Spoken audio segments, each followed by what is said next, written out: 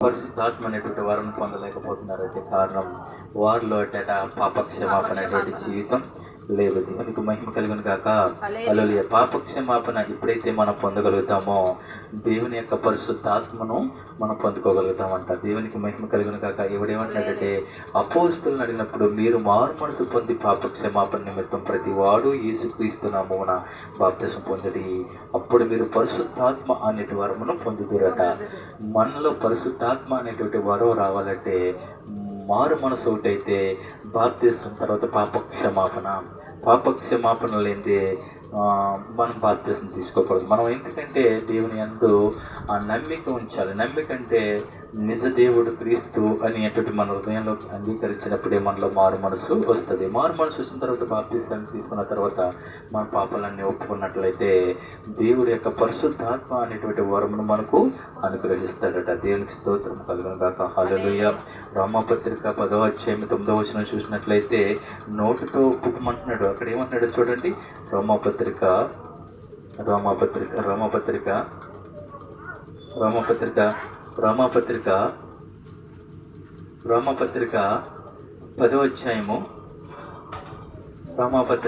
అధ్యాయము 9వ వచనం చూసినట్లయితే రోమాపత్రిక 10వ అధ్యాయము 9 అది ఏమని రోమాపత్రిక 10వ అధ్యాయము 9వ వచనం చూసినట్లయితే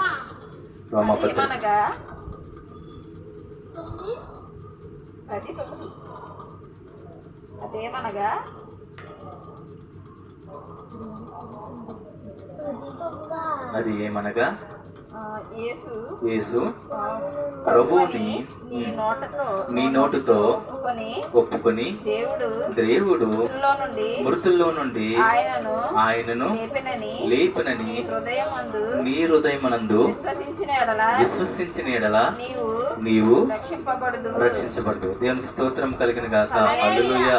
మూడవదిగా దేవుణ్ణి ఎలా మారు మనసు పొందగలుగుతామంట? మూడోదిగా మారు మనసు అంటే ఎలా పొందగలుగుతామంట? యేసుక్రీస్తు అని నోటుతో ఒప్పుకున్నట్లయితే, యేసు ప్రభువు అని నోటుతో ఒప్పుకున్నా కూడా మీరు మారు మనసు పొందినట్లే. దేవునికి స్తోత్రం కలుగును గాక. హల్లెలూయా.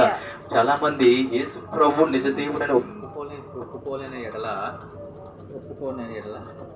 ఎప్పుడైతే యేసుక్రీస్తుని నిజ దేవుడని ఒప్పుకోని ఎడల వాళ్ళలో మారు మనసు లేదట. దేవునికి స్తోత్రం కలుగును గాక. హల్లెలూయా. నోటుతో ఒప్పుకుని దేవుడు మృతుల్లో నుండి ఆయన లేపునని మీ హృదయంను విశ్వసించిన ఎడల రక్షించబడతారు. మృతుల్లో నుండి లేపబడటం అంటే ఏంటి? మృతుల్లో నుండి లేపబడటం అంటే ఏంటంటే నీవు కూడా సజీవుగా లేపబడతావు. యేసుక్రీస్తు సమాధుల నుంచి ఎలాగైతే లేపబడ్డాడో అలాగే మనము కూడా లేపబడతాము, సజీవులమై ఆయన కుడిపార్శ్వమున మనం కూర్చోగలుగుతామని నమ్మిన ఎడల మారు మనసు అంట. మారు మనసుకు రెండో ఉదాహరణ ఏంటంటే, మూడో ఉదాహరణ అంట, యేసుక్రీస్తు మరణాన్ని ఎలాగైతే జయించాడో మనము కూడా అలాంటి మరణాన్ని జయించగలుగుతాం అనేటువంటి విశ్వాసం ఉండాలట. అది మారు మనసుకి మూడవదిగా దేవుడు యొక్క లేఖనము సెలవిస్తుంది. మరొకసారి చదవండి మాట. అది ఏమనగా యేసు ప్రభువని నీ నోటితో ఒప్పుకుని దేవుడు మృతుల్లో నుండి ఆయనను లేపునని నీ హృదయమునందు విశ్వసించిన ఎడల రక్షించబడదు. బాప్తిసం తీసుకుంటేనే రక్షించబడతారా? కాదు. నోటితో ఒప్పుకున్న ఎడల మనం రక్షించబడతామట. నోటితో ఒప్పుకోవటమే కాదు, విశ్వసించిన ఎడల. యేసుక్రీస్తు మృతుల్లో నుండి ఎలాగైతే లేపబడ్డాడో మనము కూడా అలాగే లేపబడతాం. మీ అందరికీ నమ్మకం ఉందా? మారు మనసు అంటే ఏంటో అర్థమైందా? ఎలాగ అర్థమైంది చెప్పండి ఒకసారి. మారు మనసు అంటే రోమపత్రిక 10:9 ఏమన్నాడు అక్కడ? సరిగ్గా చదవండి. సత్య ఒకసారి చదువు. ఒకసారి చదువు.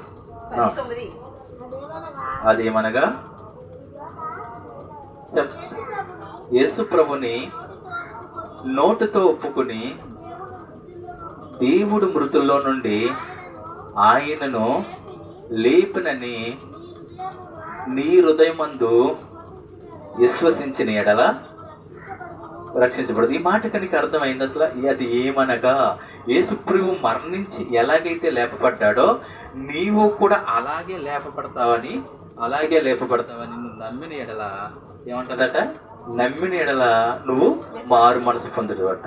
దేవునికి స్తోత్రం కలిగింది. మారు మనసుకి మూడోదిగా ఏంటంటే అర్థం, యేసుక్రీస్తు యొక్క మరణం నుంచి ఎలాగైతే లేపబడ్డాడో అలా నువ్వు విశ్వసించి నేను కూడా లేస్తాను అనేటువంటి సజీవుగా అనేటువంటి ఒక నమ్మకం నేల నువ్వు మారు. అంటే ఒక క్రైస్తవుడి జీవితం ఎలా ఉండాలంటే దేవునికి అంకితమైపోవాలి. ఎలాగట స్తుతి యాగం అయిపోవాలి. యాగం అంటే చూడు, కొంతమంది ఏం చేస్తారంటే, కొంతమంది వాళ్ళు ఏం చేస్తారు, యాగం చేస్తూ ఉంటారు కొంతమంది.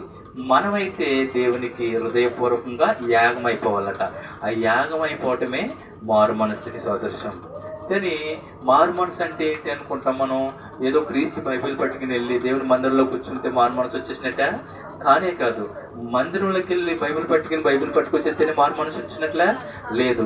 గొప్పగా పాటలు పాడేసి లేకపోతే గొప్పగా ఆరాధన చేస్తే మారు మనసు వచ్చేసినట్లే, లేకపోతే గొప్పగా వాక్యం చెప్పితే మారు మనసు వచ్చేసినట్లే కానే కాదు. క్రీస్తును హృదయంలోకి అంగీకరించి, క్రీస్తు స్వరూపంలోకి మనం అంగీకరించి, క్రీస్తును మన హృదయంలోకి ఆహ్వానించి, క్రీస్తు ఏ మాదిరిగా అయితే జీవించి ఉన్నాడో ఆ మాదిరిగా క్రియారూపంలో మనం చూపించగలిగినట్లయితే అప్పుడు మారు మనసు వచ్చినట్లయితే. మారు మనసు కలిగిన వ్యక్తి విధేయత చూపించగలుగుతారు, ప్రేమ చూపించగలుగుతారు, దేవుని యందు భయభక్తులు కలిగి ఉంటారు. దేవునికి మహిమ కలుగును గాక. హల్లెలూయా. అక్కడే 8వ వచనంలో కూడా ఒక మాట అంటాడు చూడండి. 8వ వచనంలో ఏమంటున్నాడు చూడండి. నీ హృదయములో అనుకోవద్దు, నీ హృదయములో ఉన్నది అది మేము. 8వ వచనం అదేమని చెప్పుచున్నది, వాక్యము నీ వద్దను నీ నోటను నీ హృదయంలో ఉన్నది అని నేను విశ్వాసమే వాక్యము. అదేమని చెప్పిస్తున్నాను అంటున్నాడు. ఏమన్నట్టు, వాక్యం యొద్దన నీ నోటును నీ హృదయంలో ఉన్నది. వాక్యం ఎక్కడ ఉన్నదట? నన్ను ప్రకటించేవాడు నా నోటులో ఉంది, నా హృదయంలో ఉంది. దాన్ని మనం ఏం చేయాలట? విశ్వసించాలట. విశ్వసించి నమ్మిన ఎడల క్రీస్తు మృతుల్లో నుండి ఎలాగైతే లేపబడ్డాడో మనము కూడా సజీవులుగా లేపబడతామనేటువంటి ఆ నమ్మకం, విశ్వాసం కలిగినట్లయితే అదే మారు మనసుకి సాదృశ్యం. ఒకడు వాక్యం విని దేవుణ్ణి విడిచిపెట్టినట్లే వాడు మారు మనసు పొందలేనట్లట. దేవునికి మహిమ కలుగును కాక. మార్కు సువార్త 1వ అధ్యాయము, మార్కు సువార్త చూద్దాం. మార్కు సువార్త 1వ అధ్యాయం 14వ వచనం చూసినట్లయితే, మార్కు సువార్త ఒక్కసారినమ్మా, మార్కు సువార్త యెహోవా, మార్కు సువార్త ఏంటి? మార్కు సువార్త 1వ అధ్యాయం 14-15 చూద్దాం. యెహోవా చెరపెట్టబడిన తర్వాత యేసు కాలము సంపూర్ణమైనది, దేవుని రాజ్యము సమీపించినది, మారు మనసు పొంది సువార్త చెప్పుడని దేవుని సువార్త ప్రకటించు గలిలకి వచ్చాను. దేవుని స్తోత్రం కలిగిన గాక. హల్లెలూయా. హల్లెలూయా. యేసు పరిచయ ప్రారంభంలో ఎక్కడట, యెహోవా చెరపెట్టబడిన తర్వాత యేసు ముందు ఎవరు వచ్చారట? యోహాను వచ్చాడు. యోహాను అనేక మందికి బాప్తిసం ఇచ్చాడు. యోహాను చెరపెట్టబడిన తర్వాత యేసు కాలము సంపూర్ణమైనది. అప్పుడు యేసు రావటానికి అవకాశం కుదిరింది. ఎప్పుడైతే యోహాను చెరపెట్టబడ్డాడో దాని తర్వాత యేసు రావటానికి సమయం అనుకూలమైన తర్వాత దేవుని రాజ్యం సమీపించుచున్నది, మారు మనసు పొంది సువార్త నమ్మడని చెప్పుచు దేవుని సువార్తను ప్రకటించు గలిలకి వచ్చాను. చూసారా, చాలా మంది అక్కడ ప్రవక్తలు చాలా మంది చెప్పిన విషయం ఏంటంటే, దేవుని రాజ్యం సమీపిస్తున్నదట. దేవుని రాజ్యానికి మనం వారసులు కావాలంటే ఏం చేయాలా? మారు మనసు పొందాలి. ఇంతకన్నా చూడు, సజీవులుగా యేసుక్రీస్తు మృతుల్లో నుంచి ఎలాగైతే లేపబడ్డాడని మీరు నమ్ముతున్నాడో, ఆయన మరణాన్ని జయించాడని మీరు నమ్ముతున్నారో, ఆ నమ్మిన తర్వాతే మీరు మారు మనసు పొందినట్లట. దేవునికి మహిమ కలుగును గాక. హల్లెలూయా. అతను మృతుల నుంచి లేచాడని మీరు నమ్ముతున్నారు కదా. మరి బాప్తిసం తీసుకున్నటువంటి, మారు మనసు పొందినటువంటి మీరు కూడా అలా లేపబడతారని నమ్మిన ఎడల మీరు మారు మనసు పొందినట్లేదు. దేవుని స్తోత్రం కలుగును గాక. హల్లెలూయా. ఇది 4వదిగా మారు మనసుకు సంబంధించినటువంటి మాటగా మీకు తెలియజేస్తున్నాను. మారు మనసు పొంది సువార్తని చెప్పాలట. అక్కడ చూడు, సువార్త చెప్పి ఎవరైతే మారు మనసు పొందుతారో వాళ్ళు ఏం చేస్తారట? దేవుని యొక్క సువార్త చెప్తాడు. సువార్త అంటే ఏంటి? సువార్త అంటే మంచి వార్త, శుభవార్త అంతే కదా. దేవుని కోసం మంచి వార్త, శుభవార్త. మనం మన ఇంట్లో ఏదైనా వివాహం అయినప్పుడు వాళ్ళ ఇంటికి వెళ్ళి ఏం చెప్తాం? శుభవార్త చెప్తాం. అలాగే ఈ లోకాన్ని రక్షించడానికి, పాప విమోచన నుంచి విడుదల చేయడానికి వచ్చినటువంటి యేసుక్రీస్తు కోసం మనం ఏం చేయాలట? శుభవార్త చెప్పాలి. ఇదిగో మారు మనసు పొందండి, దేవుని రాజ్యము సమీపించుతున్నది. దేవుని రాజ్యం అట సమీపిస్తున్నది, మారు మనసు పొందండి, లేని ఎడల మీరు దేనికి అట? ఉగ్రతకి లోనవుతారట. అందుకని వారి నుంచి ఎవరు తప్పించబడలేదట. అందుకని మారు మనసు పొంది దేవుని అంగీకరించమని దేవుని లేఖనము సెలవిస్తుంది. దేవునికి స్తోత్రం కలుగును గాక. హల్లెలూయా, హల్లెలూయా. ఎంత గొప్ప మాట. లోకాసు వార్త చూసినట్లయితే 24:17 చూసినట్లయితే లోకాసు వార్త 24:17 చూసినట్లయితే